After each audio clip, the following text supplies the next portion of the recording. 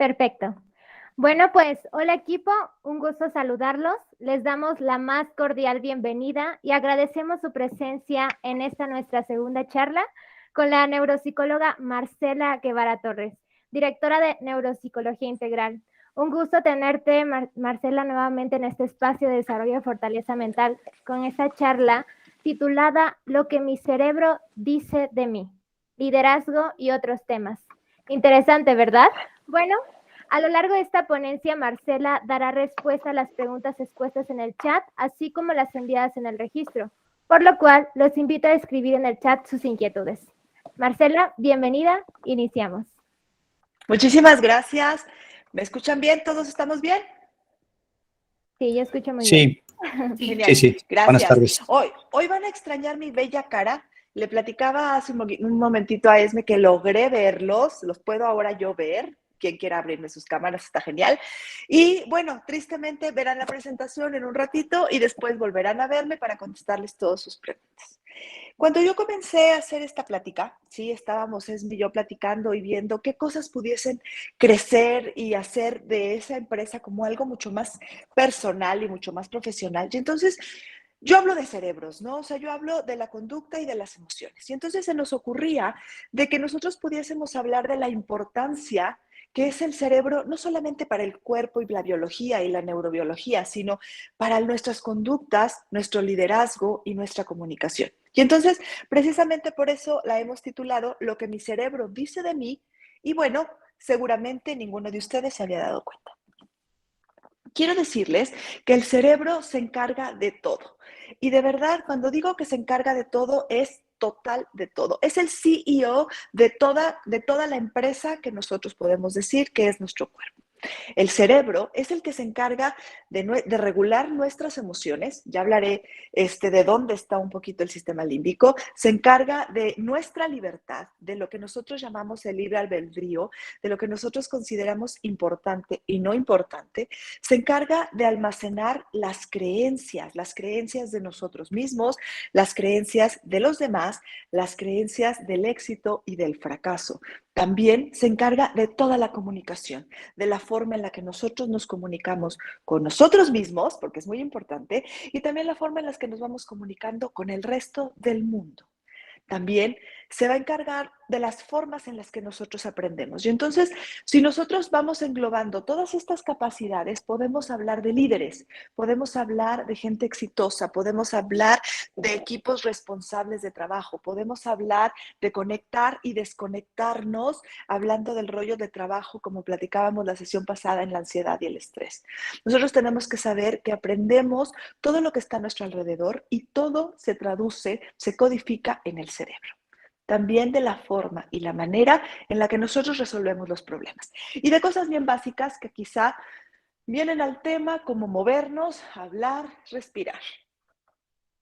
El cerebro no es un vaso por llenar, sino una lámpara por encender. Yo quiero que ustedes piensen un segundito qué es lo que hay en el cerebro y les voy a dar 3 partes y después quiero que hagamos esto súper dinámico. Primero, nosotros tenemos que saber que el cerebro tiene una estructura. Durante muchísimo tiempo creímos o hemos estado funcionando y creyendo en el cerebro masculino y femenino. Sé que ustedes tienen una equidad de género relativamente muy puntual hablando de empresa. Sin embargo, tenemos que saber que los cerebros masculinos y femeninos, aún en la estructura, en la base, en la forma, en la apariencia biológica, en una resonancia, son iguales, casi. Sin embargo, las funciones y las formas en las que se desenvuelven los cerebros son muy diferentes. Hace tiempo nos habían hecho creer que los cerebros de masculinos y femeninos desde la estructura eran diferentes. Sin embargo, hoy sabemos que lo que tienen unas leves diferencias y no se vale molestarse después por eso. Sí sabemos que el cerebro del hombre es un 11% mayor. Pero antes de que los hombres se emocionen y comiencen a hacer memes de esto, quiero decirles que es un 11% porque generalmente el varón es un 11% más grande en proporción que las mujeres. Entonces, imagínense ustedes, se vería un poquito ridículo un hombrezote con una cabecita. También tenemos que saber que existe la creencia de que las conexiones neurológicas de las mujeres son mayores. ¿Qué quiero decir? Que el hombre tenía una mayor masa encefálica gris y la mujer mayor conexión, es decir, mayor masa blanca. Sin embargo, lo que hemos descubierto es, ahora se los platico, un poquito diferente.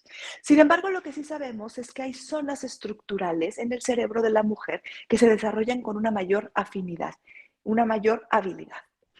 Tengo que decirles que, por ejemplo, el hipocampo en la mujer, para los que no saben nada de biología y neurobiología, que es normal, el hipocampo es el que se encarga de los recuerdos, es el que nos va, es como la empresa o la máquina reguladora del recuerdo nuevo y del viejo. Entonces, el hipocampo tiene una mayor estructura en la mujer, que quiere decir que tiene una forma mayor en la memoria episódica y en las áreas verbales. O sea, la mujer podrá recordar detalles y situaciones en tiempo y espacio con una mayor habilidad que los hombres. Por ejemplo, si ustedes se pelean con su esposa o con su pareja o con una amiga, será más fácil que le diga la mujer: recuerdo que estabas vestido de camisa blanca y chaleco azul cuando me dijiste que me veía gorda. Sin embargo, el hombre podrá perder mucho el contexto de ese recuerdo teniendo un mejor recuerdo puntual. La mujer tiene habilidades en el sistema límbico. Sin embargo, el hombre puede desarrollar en el cerebro primitivo, no se crean que todo va a estar así, le quiero decirles porque es importantísimo entender nuestra estructura, pero el cerebro basal del hombre, el cerebro primitivo, la parte más baja, se desarrolla con mayor facilidad en el hombre. ¿Por qué? Porque el hombre está asociado a formas de elección y seguridad. ¿Qué quiere decir? La prioridad para los cerebros varones tendrá que ser enfocada a la seguridad y a la toma de riesgos. ¿Ok? Por eso un hombre, ya lo platicaré más adelante, un hombre podrá ser más rápido para tomar un riesgo que la mujer. Cuando les hablo de cognición, cognición es todos los procesos de aprendizaje que vamos teniendo. Quiero decirles que todos manejamos los mismos procesos de aprendizaje. Todos manejamos atención o todos tenemos atención, que es la capacidad de focalizarnos y estar en el mismo lugar, es decir, que ustedes me están escuchando y viendo mi presentación sin estar en el teléfono, ¿ok? Después hablamos de la percepción, que son las formas en las que mi cerebro recibe los estímulos, ya sea visuales, somatosensoriales, táctiles.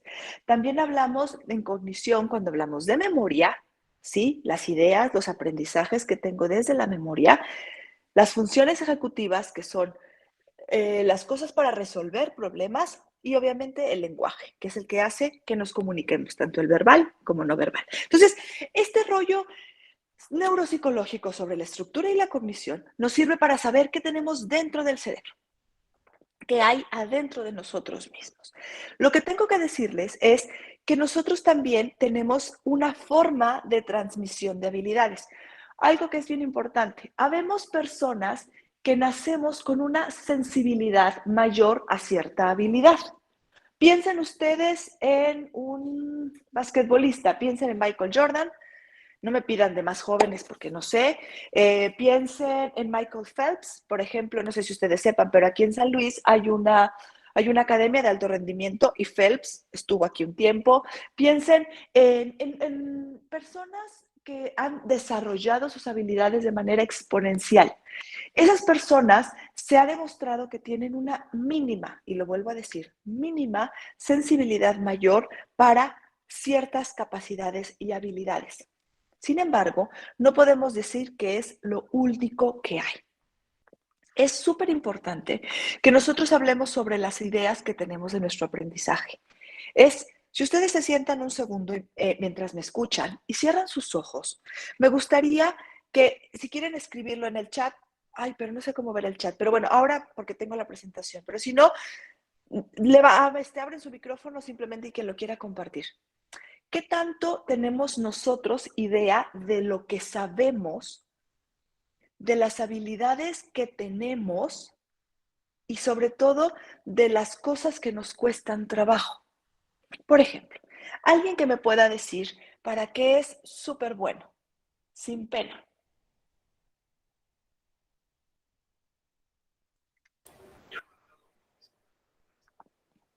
Venga, anímese uno. Sí, Víctor. Sí, para correr. Ok, para correr. Víctor nos dice que él sabe que tiene una habilidad para correr. Y entonces, otra persona que me abra simplemente el micrófono y que me diga para qué sabe que no es bueno.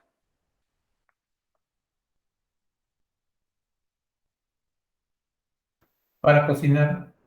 Para cocinar. Buenísimo, ya somos dos. Lo cerraste muy rápido y no supe quién eras, pero buenísimo, somos dos. Luego te doy unos tips y unas máquinas maravillosas que lo hacen por ti y por mí. Pero a lo que quiero llegar es que nosotros, esas habilidades, no es que Víctor haya nacido con una habilidad innata para correr. Es que él ha desarrollado esos aprendizajes en la cognición, ¿ok? Y no quiere decir que esta persona que es malísima, igual que yo, para cocinar, significa que esa parte del cerebro nos lo hayan truncado y nos hayan quitado parte del hipocampo y la haya escupido un burro y nos haya dicho, tú no vas a servir para eso. Esos son mitos, ¿sí? Ya hablaré un poquito más adelante de qué pasa con estas formas de aprendizaje y comunicación. Y la última forma o la última parte, que es igual de importante que una estructura, son las cosas que nos han transmitido a lo largo de generaciones. A las mujeres, a lo largo de las generaciones, se nos habló y se nos dijo que estábamos preprogramadas para tener hijos y para criarlos. Y a los hombres, durante generaciones, se les hizo saber que tenían que ser protectores y proveedores. Esas ideas, aunque la revolución afectiva y la revolución que hoy vivimos en el siglo XXI ha hecho cambios, tengo que decirles que todavía nosotros, desde el ADN, estamos transmitiendo y luchando para revelarnos a esas ideas transmitidas. Oye, Marcela, pero no me hables solamente de feminismo y machismo, ¿ok? Es más fácil que en una casa de abogados el hijo sea abogado que en una casa de doctores el hijo sea pintor. ¿Por qué? Porque hay ideas de formas correctas, incorrectas, que se van adhiriendo, que se van pegando a las moléculas cognitivas y nos hacen hacer cosas con mayor facilidad que no. Quiero decirles que sí, a pesar de que la estructura nos hace ver y creer que somos iguales, hombres y mujeres, y que la cognición nos hace iguales, hombres y mujeres, esta charla no tendría sentido porque entonces nos comportaríamos de manera idéntica. Y sobra decir que no, somos diferentes. Quiero decirles que el sistema límbico en las mujeres, el sistema límbico es, imagínense una almendra, de ese tamaño es el sistema límbico, una almendra que contiene toda la regulación emocional, ¿sí? El sistema límbico en las mujeres se desarrolla con mucha más facilidad, ¿sí? Es el que nos lleva las emociones, pero no solamente lo que sentimos, sino la interpretación de la emoción y la comunicación emocional.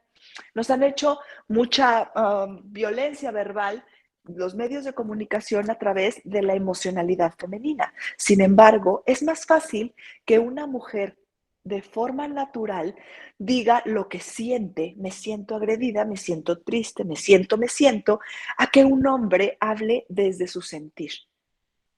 También quiero decirles que podemos crear alianzas y una intimidad afectiva con mayor facilidad. ¿Qué es eso? Las mujeres podrán establecer vínculos más fuertes y profundos entre mujeres porque logramos tener una rapidez mayor en la empatía.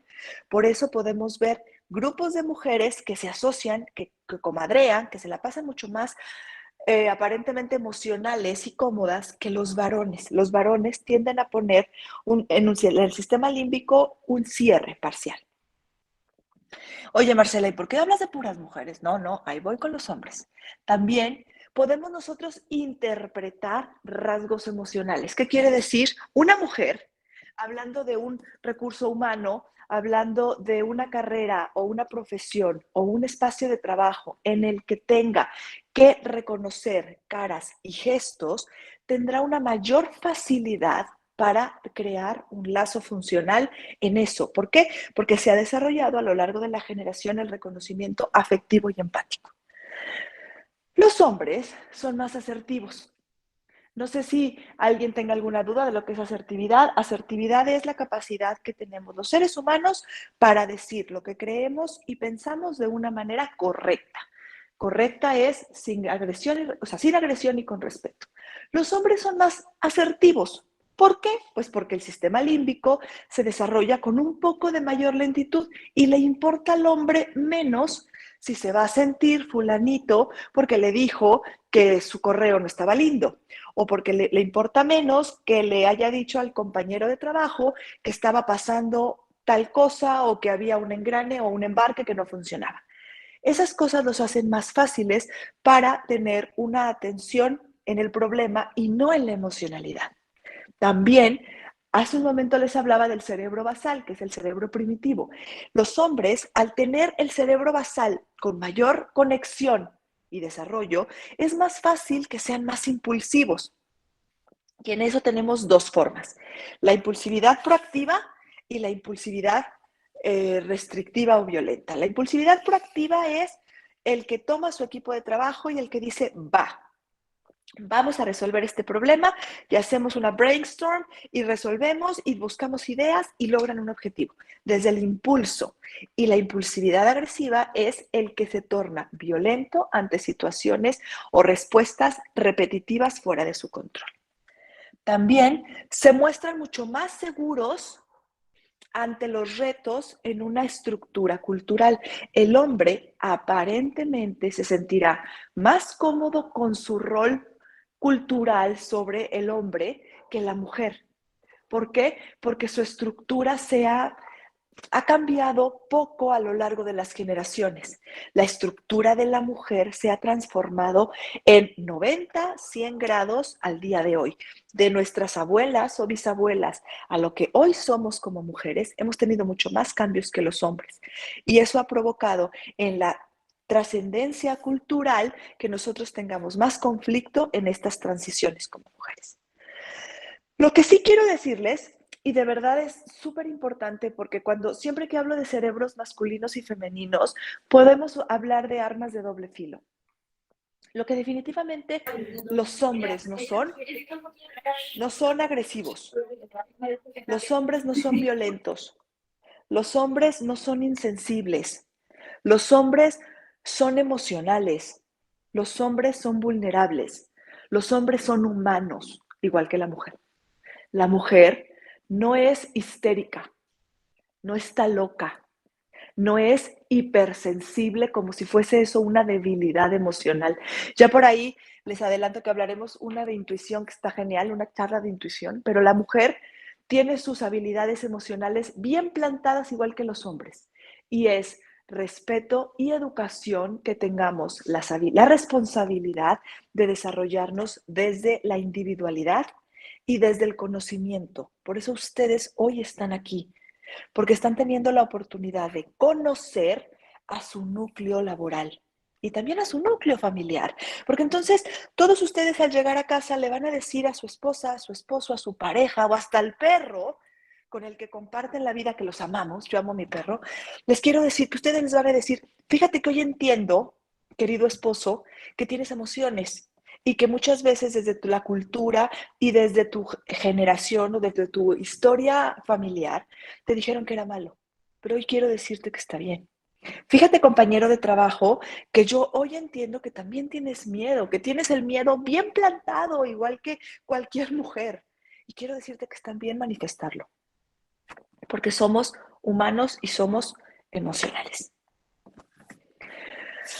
Continúo y les platico de la comunicación. Ya hablé sobre la diferencia cerebro masculino, un poco cerebro femenino, cómo somos en estructura, cómo es psicología y cómo es cultura. Oye, Marcela, ¿pero qué pasa en la comunicación? Ustedes saben todo lo que comunicamos, por eso tienen las cámaras cerradas, porque sabemos todo lo que comunicamos con el rostro, todo lo que comunicamos más allá de las palabras. Y este es un apartado que yo quiero compartirles con ustedes. Nosotros hablamos, pero lo que no hablamos también informa. Y muchas veces no nos damos cuenta. Quiero decirles, creo que todos hemos tenido ya un acercamiento a la comunicación verbal y la comunicación no verbal. Voy a ir a lo básico. La comunicación verbal es la que sale de nuestra boca, es la que yo estoy teniendo hoy con ustedes, es la que ustedes tienen todos los días, es la que se mandan correos, 48 correos diarios, porque ya me lo contaron, diariamente de lunes a domingo. Esa es la comunicación verbal, la de las palabras, escritas, oídas o habladas.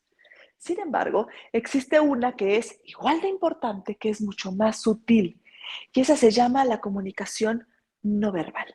La comunicación no verbal también me habla de mis sensaciones, también me habla de mis ideas, también me habla de mis emociones y de mis reacciones conscientes e inconscientes.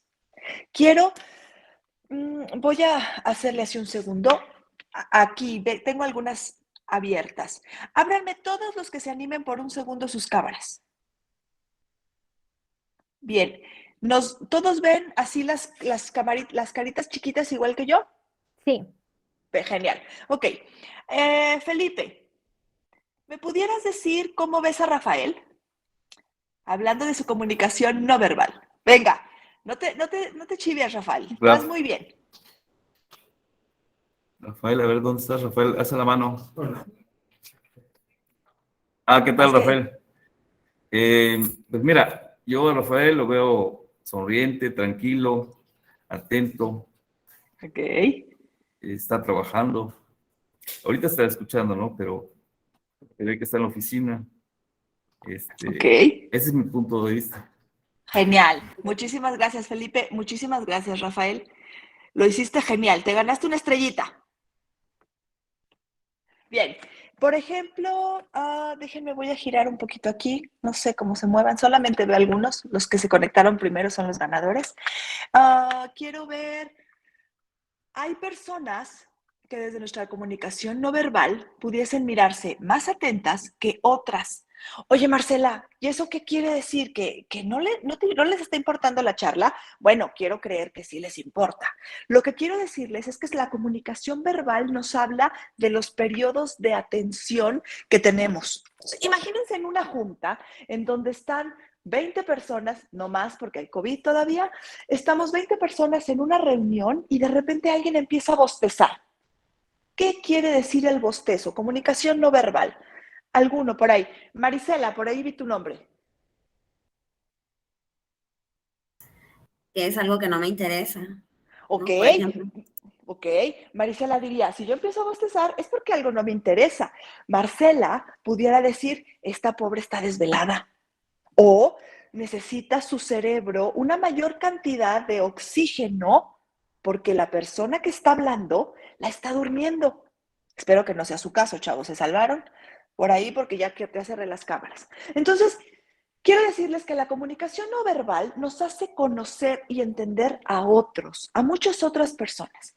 Les voy a enseñar después, más adelante, una imagen sobre comunicación no verbal, pero quiero decirles que cuando nosotros nos sentimos cómodos, abrimos los brazos, nos acercamos, aunque sea a la cámara, porque queremos entender y escuchar. Es algo innato, es algo instintivo.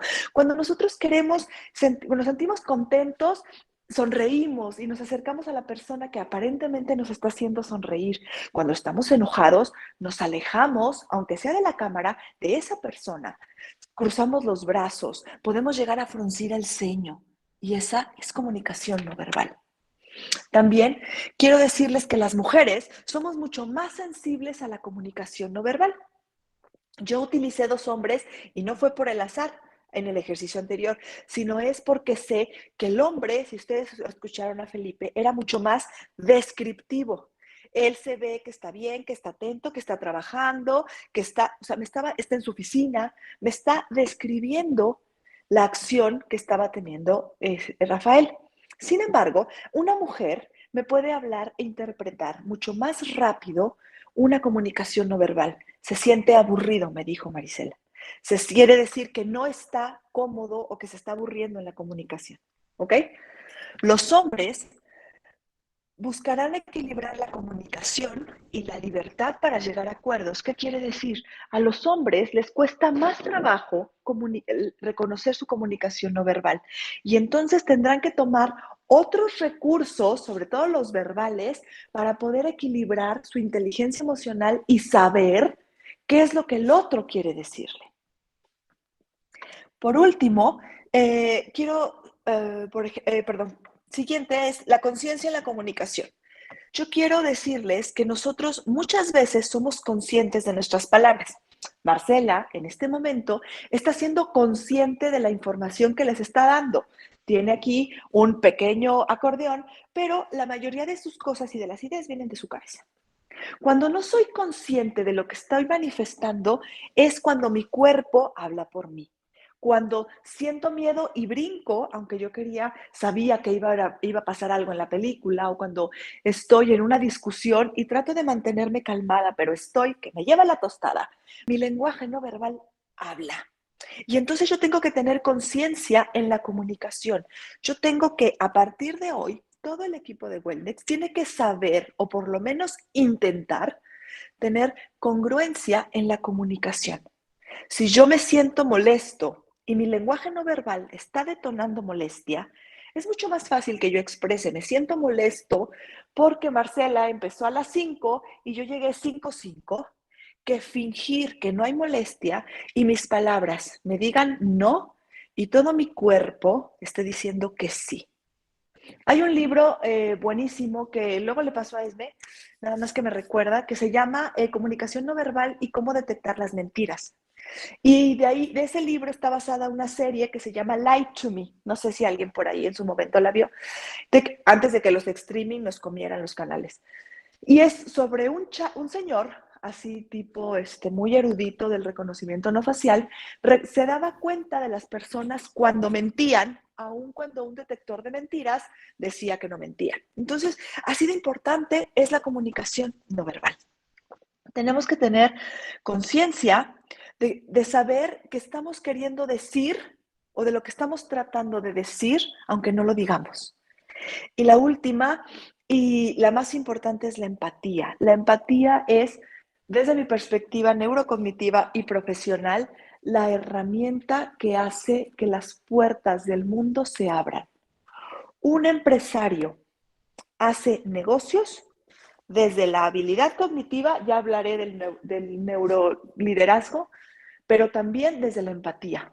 ¿Qué es lo que está provocando, aparte de un posicionamiento de territorio entre Rusia y Ucrania, la falta de empatía?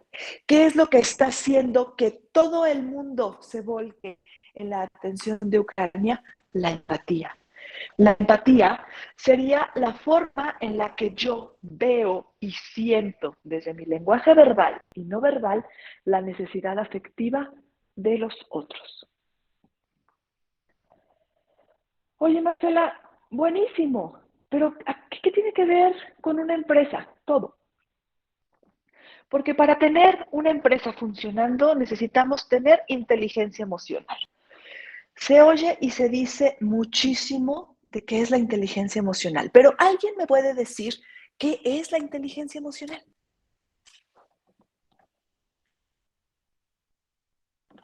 Voy a hacer dedazo, chavos. Ahí disculpen, pero vamos a ver. Victoria, ¿me pudieras decir? Te vi, ¿viste? Te vi la pena hecha y derecha en tu lenguaje no verbal. Y eso que tienes el micrófono cerrado. Es que soy psicóloga, entonces me da miedo lo que voy a decir. Venga, bien, ¿ves? La vida no se equivoca. Venga, inteligencia emocional.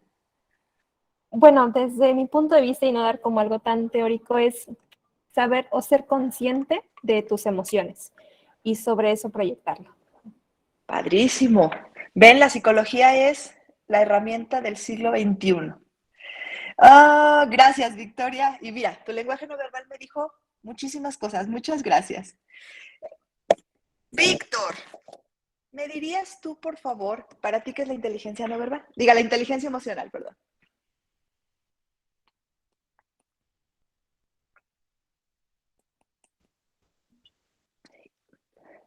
Se me hace ¿Ya? que Víctor... Mande, sí. Sería saber, proyectar tus emociones o no poder expresarte de alguna manera, ¿verdad? Verbalmente. Ok, me diste dos cosas increíbles, Víctor, muchísimas gracias. Es poder expresarnos de tal o cual manera. Yo tengo buenas y malas noticias y Victoria no me lo va a dejar mentir. Las sensaciones se proyectan sí o sí. O sea, no hay alguien que pueda fingir el pánico. Si yo les meto a sus oficinas lindas, por ejemplo, Yamile tiene una televisión atrás de ella increíble, si yo en la parte de atrás le pongo un payaso tenebroso y la hago voltear, no va a poder fingir el pánico que le dio, ¿sí? Las sensaciones son tan rápidas al cerebro, entran por la periferia, ¿sí? Entonces no tienen estado de conciencia, no se pueden evitar. Pero estoy totalmente de acuerdo con Victoria cuando dice que la inteligencia emocional es reconocer esas emociones que yo tengo, esas emociones que soy capaz de ver y les doy un cauce, les doy un nombre, les doy una causa, que es lo más importante, y tomo o no la reacción. Les quiero poner a lo mejor un ejemplo, ya sé, un ejemplo de embarques, porque ese es su mero mole. No salió el embarque que iba a España. Por ahí, la vez pasada había un chico que estaba en España. Entonces, no salió el embarque que iba a llegar o iba a salir de España. Y entonces, Víctor siente un coraje terrible. Trata de canalizarlo y decir, ¿qué es lo que me tiene tan enojado? Pues porque ese embarque no salió y tenía que haber salido en tiempo. Y entonces la siguiente es, ¿y qué significa para ti que no haya salido el embarque? Pues significa más tiempo, problemas, rollos con el jefe, dinero, pérdidas. ¿Y qué significa para ti todo eso? Pues menos tiempo con mi familia, bajo crecimiento personal, ansiedad, estrés. Fíjense cómo yo llegué desde una serie de preguntas a una causa mucho más profunda que el hecho de que no saliera un embarque. Y después hago la pregunta, ¿esta emoción y esta sensación va a llevarte a algo positivo? ¿Te va a llevar a un logro, a una actividad? Y me pueden decir sí o no. Sí, porque desde este lugar voy a impulsarme a resolver el problema. Genial. Pero ¿sabes qué? Hablábamos del estrés positivo, de la ansiedad, del impulso positivo. Pero ¿sabes qué, Marcela? No. Porque llegué a mi casa, me peleé con mi esposa, pateé al perro, no sé, le grité al vecino que se callara. Y entonces podemos nosotros evitar desde la inteligencia emocional una decadencia de factores que nos evitan llevar o llegar a acuerdos. Oye, Marcela, estuvo súper complicado, ya sé. La inteligencia emocional no es solamente reconocer la emoción, es reconocerla, entenderla y darle o no una salida. Y esa sería la acción. Cuando hablo de conocimiento en la proyección personal, quiero decirles que, nos guste o no, la historia familiar, profesional y educativa que nos ha regido desde la infancia, influye en las decisiones y en la forma en la que nosotros hablamos y llegamos a acuerdos. Las personas que vivieron violencia en la infancia o que vivieron padres rígidos o con un abandono psicológico tenderán a buscar reacciones y acuerdos desde los gritos, desde el llamar la atención o desde la sumisión. Y nosotros tenemos que saber que nuestra historia nos va dando una proyección a los acuerdos. Marcela vivía entre muchas mujeres y entonces tenía la necesidad de llegar a muchos acuerdos verbales, pues porque en la diapositiva 1 les dije que las mujeres somos muy verbales, a llegar a acuerdos verbales que le han servido considerablemente en el conocimiento de su profesión. Ustedes tienen la obligación de conocer su historia personal y saber cómo se proyecta en sus iguales, en sus alternos, en sus socios, en sus compañeros de trabajo, en sus parejas, en sus hijos. Porque su historia personal toma y proyecta la manera y la forma en la que vemos el mundo. Y eso también es comunicación. La voluntad al cambio significa que si yo no quiero cambiar mis formas de educación, si ustedes cierran esta charla y dicen, buenísimo tu speech, Marcela, la verdad es que genial. Y no pasa nada. Todo lo que nosotros hemos platicado y tratado de darles en una información se quedará en la nada. La voluntad al cambio en una persona, en una empresa, en un grupo de trabajo, implicará que si yo como individuo no tomo la decisión de cambiar, si no empatizo con mi compañero de trabajo que me dice, ¿sabes qué? Tengo un problema personal súper fuerte y no puedo resolver estas cosas. Y yo le digo, no, a mí no me importa, tienes que sacarlo. Si yo no empatizo con su necesidad, él no será capaz o eh, no podrá lograr tener una forma funcional de reacción, ¿sí? Si no es capaz de comprender, si no es capaz de comprenderse, no podrá comprender a los demás. Y para eso no hay de otra, se necesita voluntad, voluntad del cambio. Para poder llegar a acuerdos, también necesitamos aceptar la opinión de los otros. Y eso parece lo más fácil del tema, pero es lo más difícil. Y es por algo llamado ego. El ego también está ubicado en el cerebro. Es una parte que se desarrolla. Es una electricidad. Luego me regañan los neurólogos porque dice que hablo del cerebro como si estuviera hablando de personitas individuales con voluntad. Pero imagínense que el ego es una parte negrita chiquitita en el lóbulo frontal que les dice que se ofendan de todo. Ya se los había contado la vez pasada. Oféndanse de todo. El mundo está en su contra y todos tienen algo contra ustedes. Si yo acepto la opinión de los otros, tengo que dejar el ego. Yo tengo que aceptar que quizá yo tengo que aceptar que Victoria tiene una opinión y un conocimiento de psicología importantísimo y que su opinión es súper importante para mi crecimiento profesional. Yo tengo que saber que todas las personas que están a mi alrededor tienen una opinión y que esa opinión es válida. No quiere decir que yo esté de acuerdo con ella. No quiere decir que yo la acepte. No quiere decir que si me dicen que hoy es el día de comer hot dogs, yo tenga que hacerlo sin cuestionarme. Quiere decir validar la opinión de los otros. Y por último, el respeto. El respeto es algo que nos ayuda a comunicarnos. Si todos nos tuviéramos respeto en la comunicación, no habría problemas jamás. ¿Por qué? Porque aceptaríamos la opinión de los otros, validaríamos la opinión de los otros y eso nos haría saber y entender que el otro tiene una historia del cual está proyectando una comunicación verbal y no verbal y que desde esa proyección muchas veces no tiene nada que ver conmigo. Por eso les dejo esa imagen un momento para que vean que la comunicación entre dos personas es una cantidad de ideas, creencias, pertenencia con los mismos cerebros, familia, con los mismitos cerebros, pero con una cantidad de conexiones muy diferentes entre iguales. Regreso a la participación. Compártanme en esa imagen. Es la misma persona y nos está diciendo una serie de sensaciones muy diferentes. ¿Qué opinan? Son 22 sensaciones. ¿Qué opinan?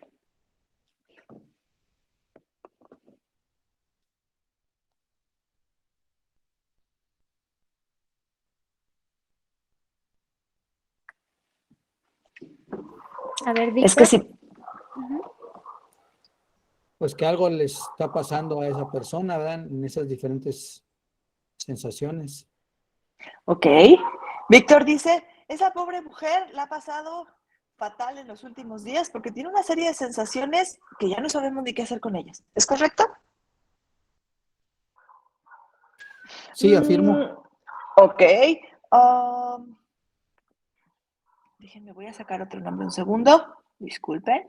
Por acá Prepárense. dice Luis Ríos que su lenguaje corporal es muy variado. Ok, su lenguaje corporal es muy variado.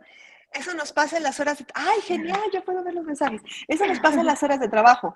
Muestra los estados de ánimo. Claro, exactamente. Eso les pasa a todos en las horas de trabajo. Si ustedes no me ven ahora, ya me verán, pero eso me pasa. Yo le enseñé a uno de mis hijos estas imágenes porque de hecho es una prueba. Esta es una prueba que nosotros los neuropsicólogos utilizamos para descartar un trastorno perceptivo en donde el ser humano solamente o es incapaz de reconocer los rasgos faciales. Y entonces el paciente, al ser incapaz de reconocer los rasgos faciales, sus relaciones sociales son nulas. los niños o los adultos con trastorno del espectro autista tienen un trastorno en la percepción gesticular. Entonces, confunden las emociones y las clasifican en 4, así como la película de Intensamente.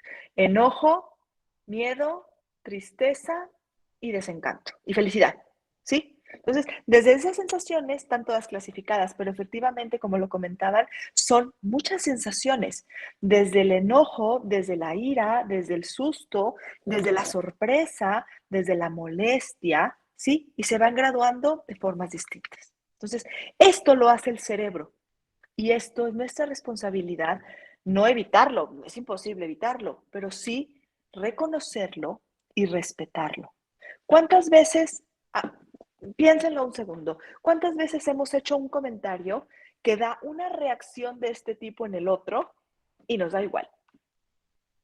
O que no nos habíamos dado cuenta y decimos, híjole, no me di cuenta que fui imprudente y que no debí de haber dicho eso porque le sorprendió, porque le molestó o porque la hizo sentir incómoda o impotente. ¿Vamos bien en la comunicación? Sí. Bien. Sí. Esas porras están buenísimas. Sigo. Oye, Marcela, ya hablamos de cerebro, de diferencias, ya hablamos de comunicación, así como quiero decirles que me siento como si les estuviera dando probaditas en un buffet, como si les dijera, miren, de esto se trata el cerebro y vayan probando bocaditos en un restaurante finísimo en donde te mueres de hambre y carísimo, así chiquititos, y les digo, este es el mundo cerebral, disfrútenlo y después clávense más. Quiero platicarles ahora del cerebro y el liderazgo.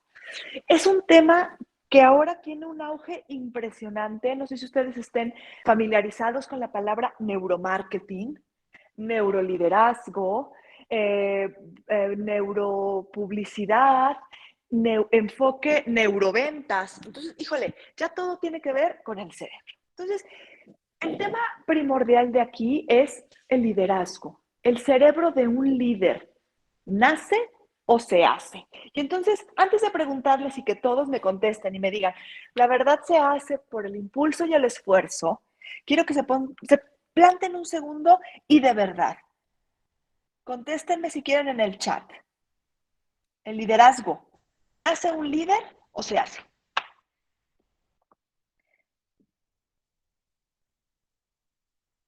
Se hace por el esfuerzo y la constancia. Ok, Víctor, se hace, ok. Yo creo que ambos, ok. Se hace, venga. Todos podemos, ok, se nace, bien, por la experiencia de la vida, se nace, ok.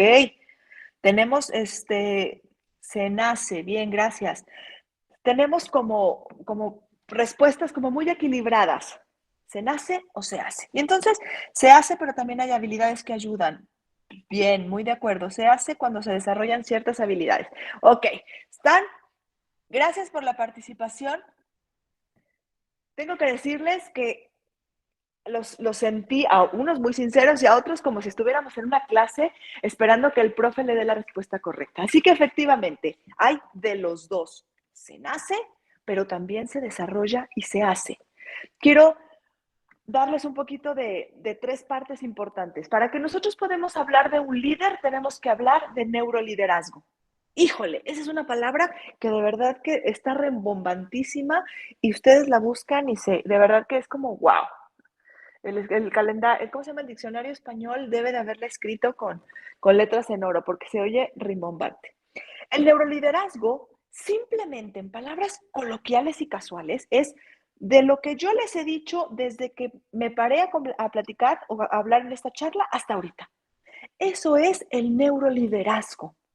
El neuroliderazgo es la obligación que tengo para conocer mi cerebro, saber qué tiene, cómo funciona, cuáles son las cosas que hace muy bien, cuáles son sus potencialidades cognitivas, ¿se acuerdan las 5 que yo les había dicho? ¿Cuáles son las habilidades que tiene para los cambios? ¿Qué tan fácil es tener un lenguaje verbal o tener un lenguaje no verbal? Eso se llama neuroliderazgo. Es importante que un neurolíder o un líder desde la estructura cerebral sepa cómo puede lograr cambios en sí mismo, o sea, en sus conexiones cerebrales, pero también en la influencia para las conexiones cerebrales de los otros. O sea, que yo tengo que saber cuáles son mis potencialidades y cuáles son las necesidades de las cuales no quiero clavarme y decir, híjole, es que yo tengo un problema de atención y me voy a clavar cañón en lograr mi atención. A ver, compenso mi atención y dejo de sufrir, pero que las potencialidades que yo tengo, como en mi caso la memoria, las tengo que desarrollar y saber que de esa fuerza yo voy a tomar otras habilidades menos prácticas para concluir un éxito. Entonces ahí es donde hablamos del se hace, porque yo sé que Marcela tiene A más B para lograr AB. Y entonces Caro tendrá C más D para lograr CD. Y podemos ser ambas líderes en nuestras ramas y en nuestras formas. También, para ser un líder, tenemos que tener la metacognición. La metacognición es el saber lo que sé y el saber que no sé. Por ejemplo, desde mi metacognición y desde el conocimiento de mi cognición o pensamiento, yo sé que no sabía hasta que los conocí a ustedes sobre embarques, logística y planeación. Eso yo sé que no sabía y ahora sé que estoy aprendiendo. La metacognición es precisamente eso y se aloja en la parte más delantera del lóbulo frontal. Si ustedes se tocan la frente, no se preocupen, nadie lo está viendo, tócanse la frente y entonces en el pasado se decía que las personas entre más grande tenían la frente eran más inteligentes porque se asociaba a que el lóbulo frontal, que es el jefe del jefe, ¿sí? O sea, es el jefe del cerebro, es el que se encarga de toda la toma de decisiones. Entonces, esa es la metacognición. Y las metaemociones es parecido, es el saber qué emoción tengo, qué emoción es y cómo la reconozco. De las 21 emociones que se proyectaron en la diapositiva anterior, ¿ustedes cuántas podían reconocer? Estaban clasificadas y se podían agrupar. Sin embargo, ¿qué tanta habilidad emocional tenían para reconocerlas? Y eso les va a dar su capacidad en la metaemoción. La metaemoción es la capacidad para saber lo que sentimos y darle un significado y una atribución. Y las sensaciones no siempre tienen que ser psicológicas, puede ser algo tan simple como hambre. Estoy muy enojado porque no he comido. Eso es hacer metaemoción. Cuando hablamos de la escalera de la metacognición, quiero decirles que es algo súper básico en la educación actual, pero súper nuevo para los que ya no vamos a la escuela. La escalera de la metacognición es a través de estas preguntas. Se les dice a los jóvenes, a los niños y a los jóvenes, una forma en la que el aprendizaje se asocie a una forma de vida y se preserve. Cuando nosotros estudiábamos, bueno, sé que Esme me dijo que había unos muy jóvenes, pero la mayoría estamos como en la misma historia. Sabemos que cuando nosotros íbamos a la escuela utilizábamos la memoria para desarrollar los aprendizajes.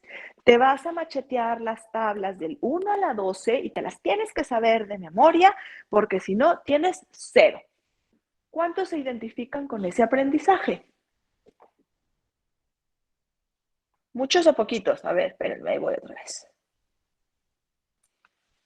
Yo. ¿Quién no? Sí, ¿quién no?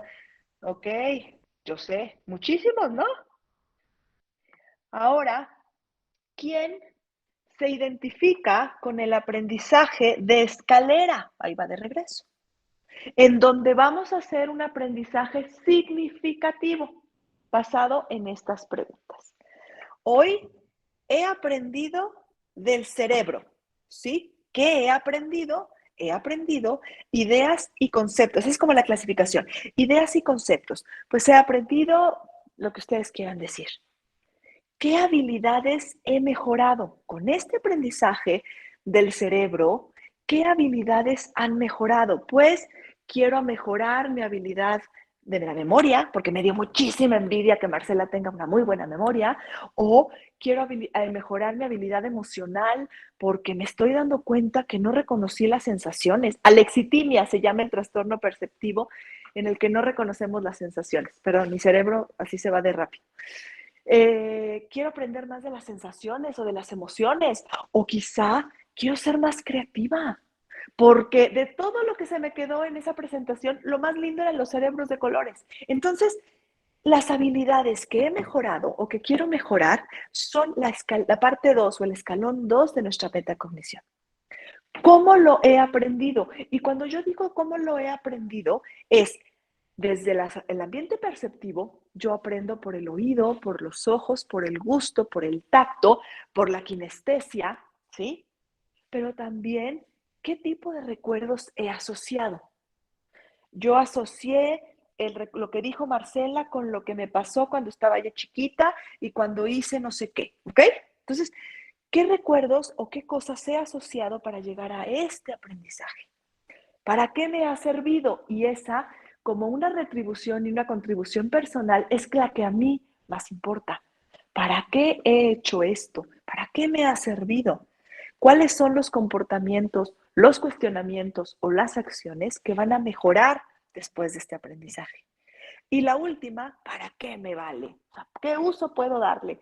Y espero de corazón que terminando esta charla les deje un gran uso y no que lo tiren solamente a la basura. Entonces, este es un proceso natural de metacognición. Imagínense ustedes qué fregón hubiera sido que nosotros hubiéramos aprendido bajo este sistema. ¿Cuál es la estructura cerebral detrás del líder? Y no crean que me quiero detener mucho en esta historia, lo que sí quiero decirles es la estructura cerebral en la parte del CAC tiene estas características. Tiene una corteza prefrontal, les digo, la corteza prefrontal es la que se encarga de dar estrategia, de producir estrategias, de monitorizar la estrategia, de hacer cambios en la forma, es como del método científico, digamos. Fabrica la hipótesis, la recupera, hace cambios y llega a un resultado. Eso hace la corteza prefrontal.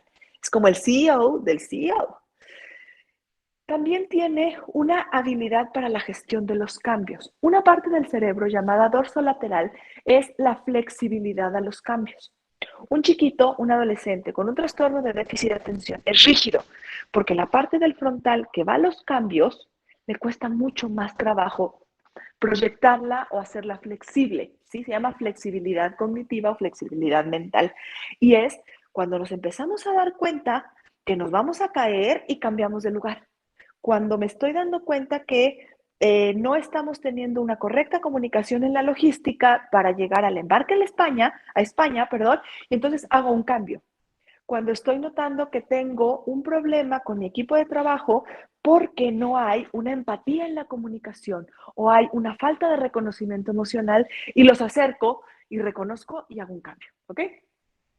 Tienen una gran capacidad de atención y no es la atención que una charla de Marcela de 1 hora más 15 les hace tener, sino atención al detalle, atención alrededor, atención a lo que está sucediendo en tiempo y forma en tiempo real, ¿ok?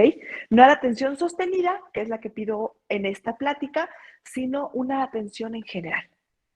Aprendizaje. Oye, Marcela, ¿cómo? No hablo de que hayan tenido una licenciatura espectacular en una universidad de renombre. Hablo del deseo y de la habilidad para aprender. Recuerden que entre más leemos, más fácil aprendemos. Entre más aceptamos la opinión de los otros, como en un respeto, más aprendemos. Entre más respetamos a un tercero, más aprendemos. Inteligencia emocional, que bueno, lo hemos platicado ya. ¿Qué es la inteligencia emocional? Es el reconocimiento de las emociones y de las sensaciones para darles un cauce funcional. Y el trastorno de déficit de atención en adultos. Oye, Marcela, ¿por qué?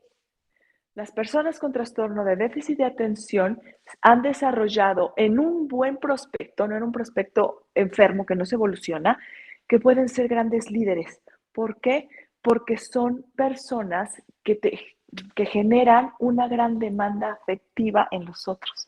Y entonces llegan a empatizar y llegan a tener habilidades creativas que se desarrollan en compensación al déficit de atención. Reconocer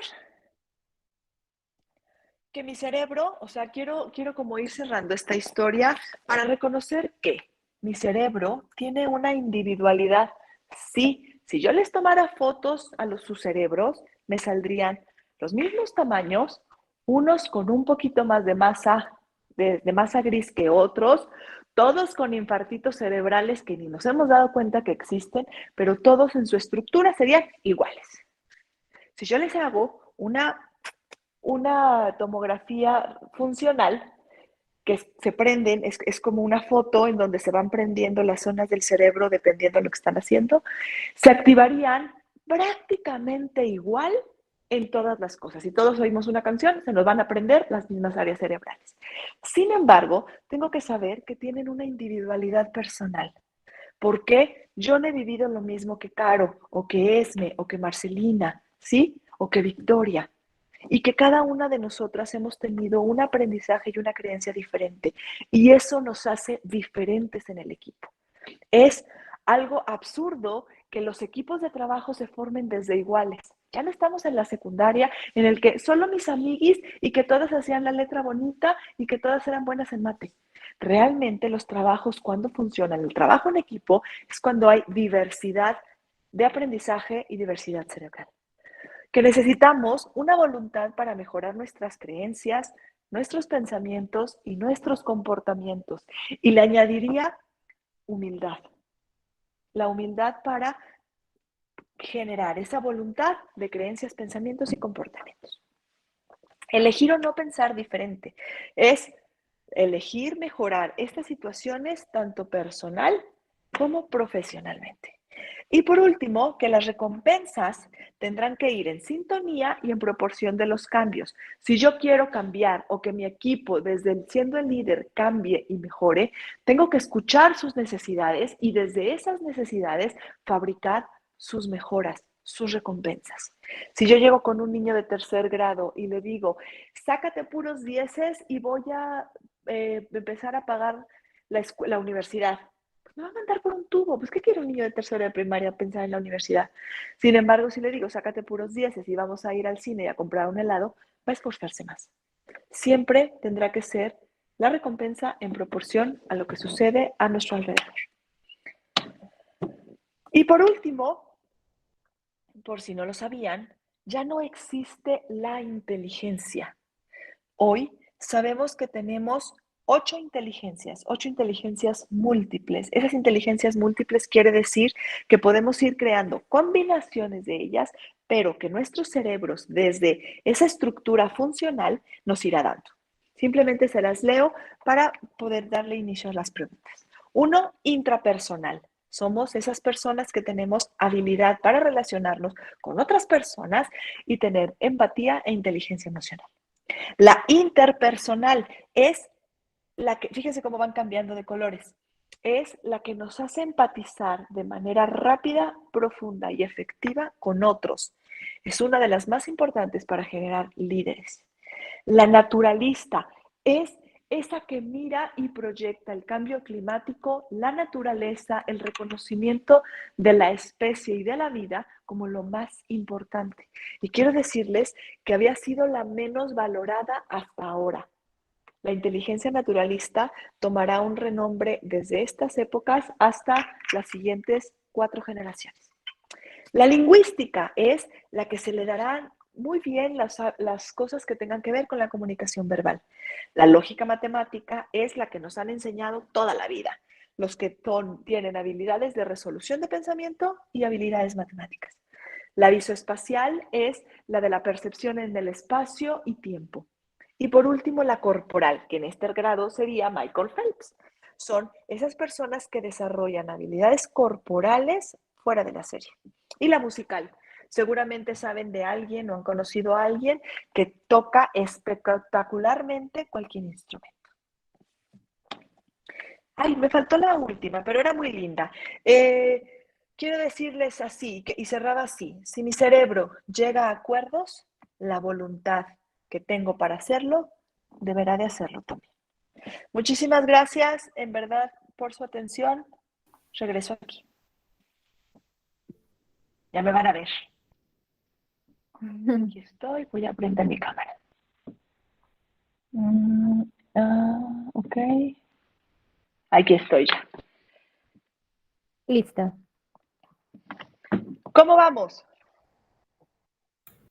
Bien. Bien.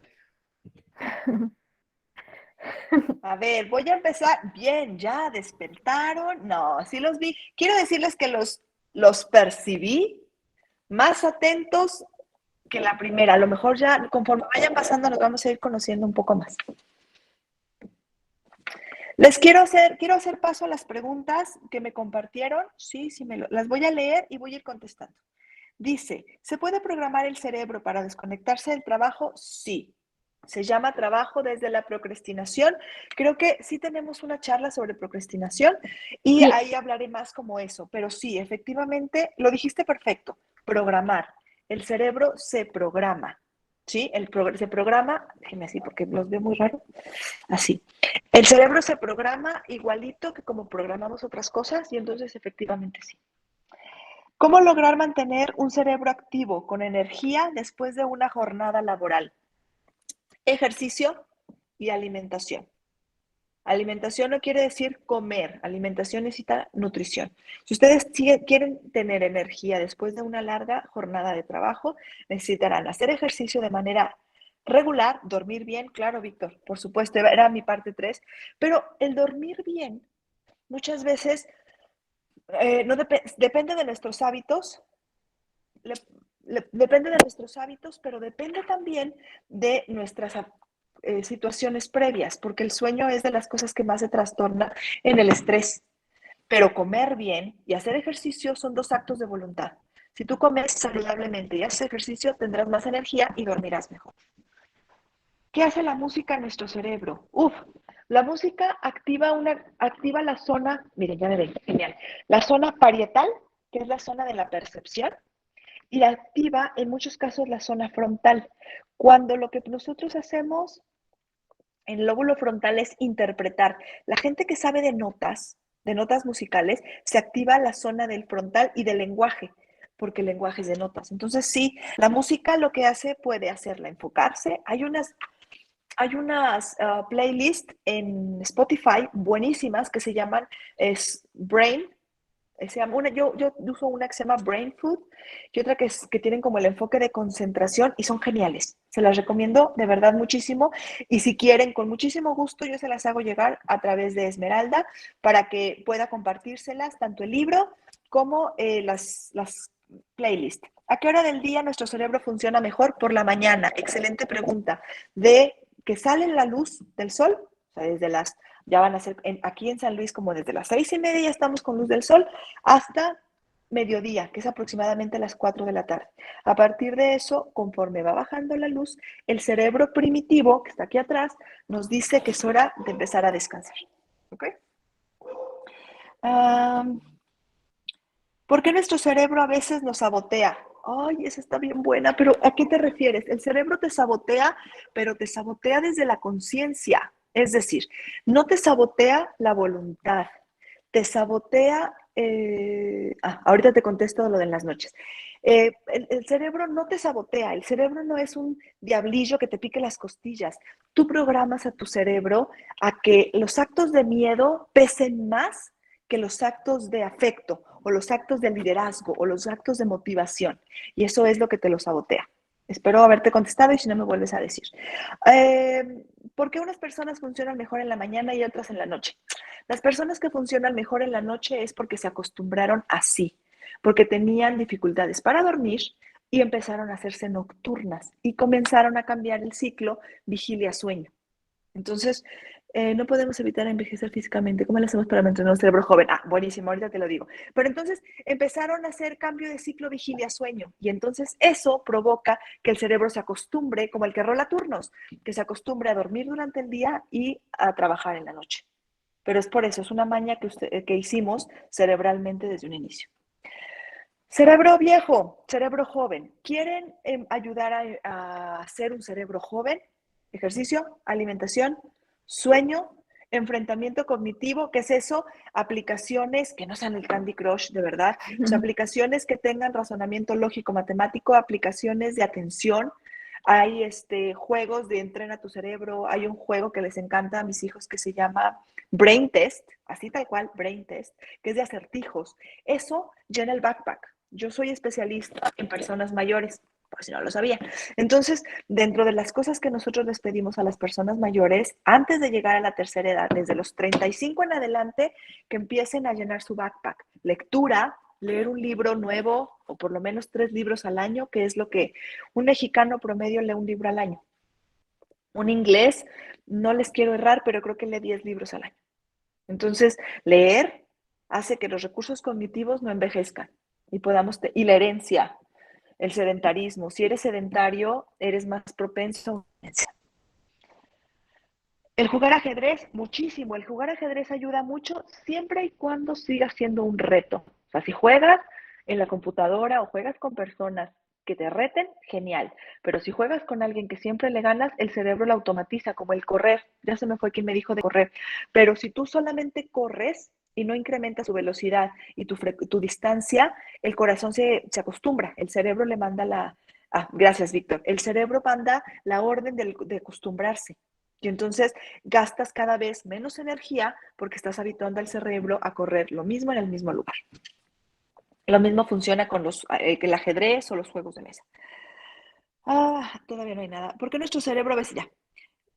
Principales señales de infarto cerebral, características y circunstancias. Ok, genial. Los principales, el infarto cerebral se puede dar así. El infarto cerebral generalmente es la explosión de una venita, una o muchas venitas en el cerebro. Lo que puede provocar es parálisis, que se llama hemiparesia, parálisis aparente del hemicampo, pérdida de conciencia, no en todos los casos, pero puede haber pérdida de conciencia, dificultades para hablar, ¿sí? Dificultades luego comprensivas, desmayos. Esos son generalmente los indicios de un infarto cerebral. ¿Qué hay que hacer en un infarto cerebral? Correrle al hospital. ¿Por qué? Porque puede ser una CV, o pueden ser muchos. ¿Y qué pasa? Que el cerebro no puede drenar, o sea, la masa encefálica, la protección del cráneo y los mesencéfalos no pueden drenar la cantidad de sangre que está saliendo. Entonces, si son muchos microinfartos o son muchos infartos, se llama un accidente multiinfarto y la gente se muere. ¿Hay consecuencias cognitivas después de los accidentes cerebrocardiovasculares? Sí, sí hay. Y hay que rehabilitarlos. Por eso por eso los especialistas neuropsicológicos entramos ya a los hospitales y evaluamos al paciente. Y a los 3 meses tenemos que ver cómo ha evolucionado el cerebro después del infarto.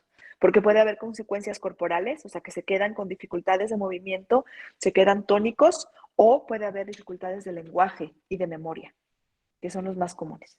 Y los infartos, pongan sus barbas a remojar, diría mi abuelo, porque ya hay infartos desde los 35 años. ¿Cuál es el principal alimento del cerebro?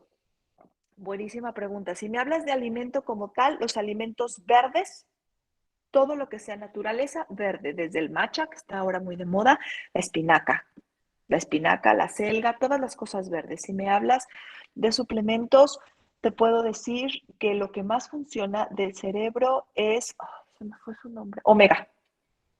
El omega es lo que más nutre la corteza cortical. No la necesitan en suplementos si comen bien. Si comen en el Oxxo, pues sí. ¿Cómo abrigar? ¿Qué tan recomendado es hacer lo que pensamos? Ahí.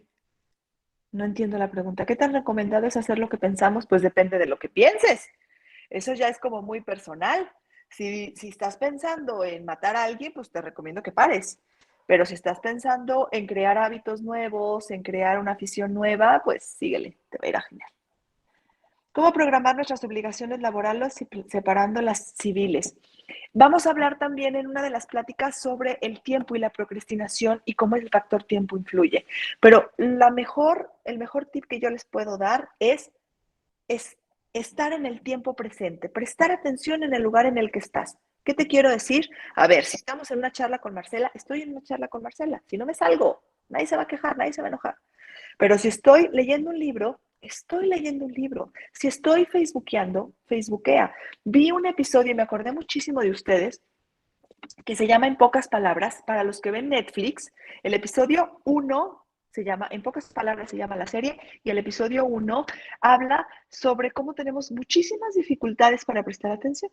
Y me acordé de ustedes porque decía que el cerebro ya estaba prendido en checar el correo electrónico cada 3 minutos. Porque si no tenemos esa sensación de angustia y abrupto. Y uno de los tips que damos los neuropsicólogos es que chequemos los correos, en su caso, que los vi muy estresados por la historia del correo, 3 veces al día. ¿Para qué? Para que todos se acostumbren que no nos van a estar contestando al minuto el correo. Entonces, véanlo, se los regalo, se los doy como un plus de aprendizaje cognitivo. Déjenme ver si les contesté. ¿Cómo programar nuestras obligaciones? El tiempo presente. Tengo que estar donde tengo que estar. ¿Sí? Eso. Y si mi lugar de trabajo, mi zona de trabajo me impide tener tiempos fuera, lo recomendable es que ustedes fabriquen su propio tiempo fuera y lo informen. Por ejemplo, Marcela en su caso. Marcela informa en consultorio que ella trabaja todos los días de 8 de la mañana a 2 de la tarde. Entonces, pacientes, oficinas, todo. Contesto pendientes o cosas hasta las 5:30 de la tarde. Después, no hay más. Y entonces todo pasará hasta el día siguiente. Es una forma de que yo regulo y los otros regulan y aceptan. También dentro de en ese decía que ya se están emitiendo penalizaciones en países del primer mundo si eres así, en pocas palabras. Y también decía que en el primer mundo están empezando a emitir consecuencias laborales, demandas o multas, perdón, a las personas que sean contactadas después de su horario laboral. Ojalá llegue a México. ¿Es malo desvelarse y no dormir las 8 horas? Sí. Cuando uno... Lie to Me, Lie to Me es la serie de las mentiras. Era en Fox, ahora se llama Star, no sé si esté ahí. Y el libro, ahorita te lo busco, tengo aquí una computadora abierta, ahorita te doy el nombre de una vez. ¿Es malo desvelarse? Sí, muchísimo. Pésimo. Sí, hay uno, sí, tienes razón. Hay uno y hay dos, es que hay muchísimos episodios padres. Bueno, sí, desvelarse es pésimo porque aligera, o sea, te mantiene en estado de alerta y cortisol, te mantiene en estado de adrenalina más de lo que deberías. Entonces, tu cerebro al dormir lo que hace es desconecta unas cosas, las pensantes, para cargar otras. Entonces, imagínate que es como ponerle la pila a tu teléfono en las noches, cargarlo. Si tú no duermes las 8 horas y estás cargándolo nada más 4 horas o 5 horas o a ratitos, te vas a echar la pila. Es lo mismo con el cerebro. Eres más propenso a infartos cerebrales, eres más propenso a demencias, eres más propenso a estados de ansiedad y depresión, porque traes a tu cerebro en alerta todo el tiempo. Los sueños de eventos presentes con personas de mi pasado, ¿qué efecto tienen en mi cerebro? Ay, pues esa estuvo muy mística. Pero si tú estás soñando con personas de tu pasado, más que contestarte que tienes eventos pasados por resolver, que a lo mejor era lo que esperabas responder, creo que tu cerebro está evocando, está soltándote cosas que no estás procesando. Entonces, lo que te puedo decir es, pues no es, ¿qué efecto tienen en tu cerebro? Pues ninguno. El cerebro, acuérdate que hace todo consciente o inconsciente. Lo que ves y lo que no ves también lo atiende. Entonces, sí necesitaría simplemente darle un contexto funcional para ti. ¿Qué señales manda nuestro cerebro cuando nos sentimos estresados pero no las notamos? Estamos irritables, bostezamos constantemente, movemos extremidades, manos, pies, ¿sí? Fruncimos el ceño, voy a acercarme un poquito, sí, fruncimos muchísimo el ceño, cargamos en los labios y en la cara, ¿sí? Tendemos a evitar a las personas, las alejamos. Sudar las manos, sí, pero no a todos nos sudan las manos bajo el estrés. Hay personas que le sudan en el nerviosismo. Nosotros, el sistema nervioso periférico nos dice que algo está pasando, pero no a todos les sudan, o sea, no todos sudan, ¿sí? Entonces no pudiéramos generalizarlo, pero hay personas que sí, como dice Víctor, puedes sudar en presión o estrés. ¿Qué impacto tiene en nuestro cerebro los malos hábitos saludables y emocionales? Pues lo carcomen. Ya hay estudios en donde un cerebro con estrés y ansiedad, creo que se los comenté la vez pasada, se deteriora la sustancia gris mucho más rápido. Y entonces son demencias precoces. Estados traumáticos o degeneración emocional provoca demencia previa. ¿Qué impacto tiene nuestro cerebro? La influencia de la religión, ¿cómo afecta mis decisiones? Ok, eso está muy profunda.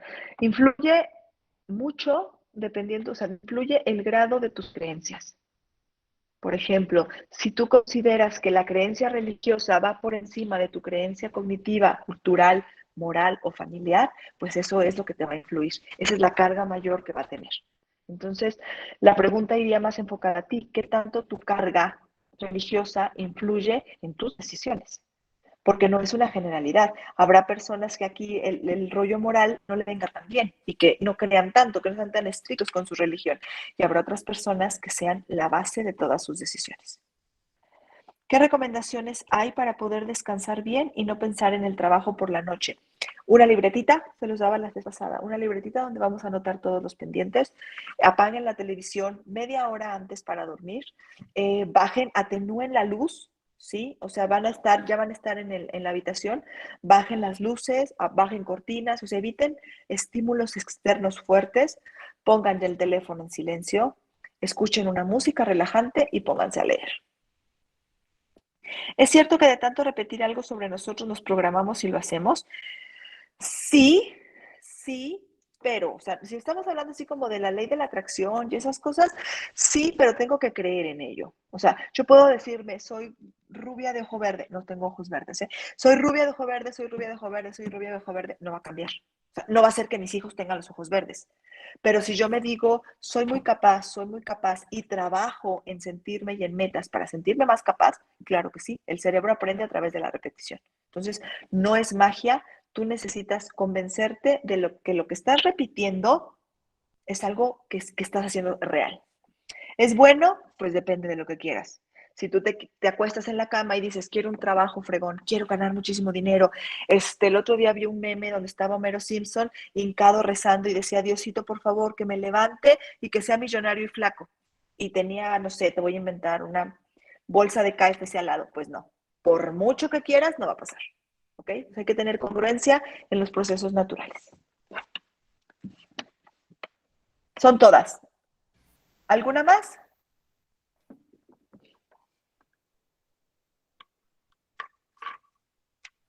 ¿Alguien tiene alguna pregunta? Por aquí tenemos todavía una que me enviaron. Dice, ¿cómo poder dominar a mi cerebro para no sentirme frustrado? O bien poder dominar esa parte. Ok. Para dominar la frustración, no, o sea, a ver, no vamos a dominar la sensación de la frustración. Vas a entender la frustración y vas a evitar reaccionar a través de la frustración. Para que tú puedas evitar reaccionar, lo que tienes que hacer es, ¿qué estoy sintiendo? Lo voy a repetir, lo dije, es que a lo mejor no me vieron, nada más lo dije. Es, ¿qué emoción estoy sintiendo? ¿Ok? ¿Qué representa para mí esa emoción? ¿Por qué la siento? Perdón, ¿qué significado tiene para mí? Y después, la reacción que voy a tener, ¿funciona o no funciona? Para este proceso que yo te acabo de regalar, hablando de frustración, tardaremos 5 minutos. ¿Qué hacer? Irte. Me siento súper impotente, me siento súper molesta, frustrada. Detrás de la frustración hay una creencia que no se cumplió. ¿Ok?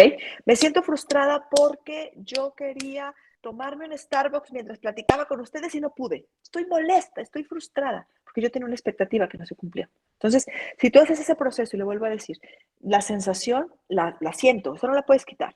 Pero, ¿por qué la tengo? ¿Qué hago con ella? ¿Para qué me sirve? Y si reacciono o no reacciono. Ese es el proceso natural de cualquier emoción. Si tú lo que vas a evitar es la reacción y en lo que haces este trabajo, evita reaccionar. Toma una decisión mental. No voy a reaccionar, reaccionaré, no accionar. No voy a reaccionar desde la impotencia o desde la frustración. Tengo que esperar a que la emoción baje. Todas las emociones desaparecen si no les estamos alimentando. Tengo que esperar a relajarme un poco y entender por qué me estoy sintiendo frustrada y para qué es la frustración. Y de ahí vas a dejar de reaccionar de esa manera. o por lo menos lo vas a disminuir considerablemente. Excelente, muchas gracias. ¿Alguien más tiene alguna pregunta? Creo que no hay preguntas. Les agradezco muchísimo, gracias Luis. Ya, Luis, ya te quieres ir a casa, ya quieres desconectar, tienes toda la razón. Muchísimas gracias. Quiero agradecerles la confianza nuevamente, quiero agradecerles a todas estas personas que confían en Neuropsicología Integral para estar aquí. Todas las dudas que tengan, todas las preguntas, todo lo que se les ofrezca, de verdad, con muchísimo gusto y espero volver a verlos. Gracias por todo. Muchas gracias, nos vemos muy pronto y que tengan una excelente tarde. Gracias, Marcela. Gracias. Gracias.